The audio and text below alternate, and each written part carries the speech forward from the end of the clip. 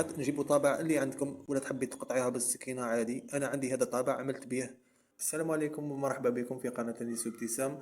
للعلم أنا وزوجتي طباخين. قبل ما نبداو الفيديو ما تنساوش تصليوا على النبي عليه الصلاة والسلام، وما تنساوش تكثروا بالتعليقات وجام والبارطاج لهذا الفيديو مع أحبابكم باش نوصلوا لعدد كبير من المتابعين.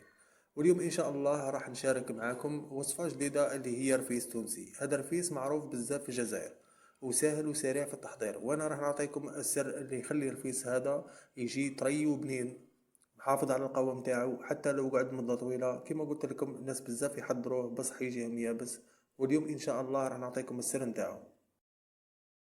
نمروا طريقة التحضير على بركة الله. نجيبوا قصعة وراح نديروا فيها أرطل الغرس، نحلوه ونحاولوا نقيوه مليح، ونضيفوا الماء تدريجيا على خاطر الغرس يكون يابس، لازم يكون طري باش يجي مليح. ونضيفوا ملعقة تاع عسل. كاين نوعيات مختلفة تاع الغرس، بصح حنا نستعمل الغرس العادي، تلقاوه قهوي في الغامق حاجة ما شاء الله. كاين اللي يحب تاع البطانة ما يحبش نوعية أخرى. بعد ما طريناه بالماء نجيبوا مقلة اللي عندكم ما يهمش، المهم نحطوا المقلة على النار تكون ناقصة، ونبقاو نحركو بهذه الطريقة حتى نتحصلوا على القوام الذهبي. ما تخليهش يطيب بزاف باش ما يخليش ريحة ولا طعمة في الرفيس. نحطو سميد على الغرس تاعنا. المقادير اللي عملتها 600 غرام سميد وحوالي نص كيلو غرس. ونكونوا حضرنا الزبدة. انا الكمية اللي استعملتها 125 غرام تاع زبدة، يعني نصف باطة تاع 250 غرام.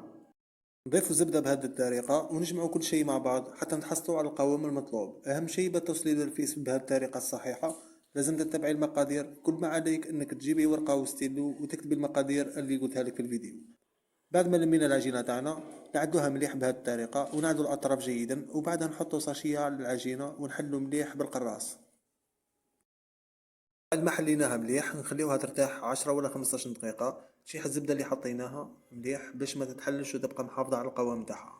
بعد ما ارتاحت نجيبو طابع اللي عندكم، ولا تحبي تقطعيها بالسكينة عادي. انا عندي هذا الطابع عملت به، ولا تحبي تعمليها دائرية ولا مربعة. بعد ما كملنا هذه النتيجة النهائية. إذا عجبكم الفيديو ما تنسوش الاشتراك بالقناة وتفعيل الجرس باش يوصلكم كل جديد.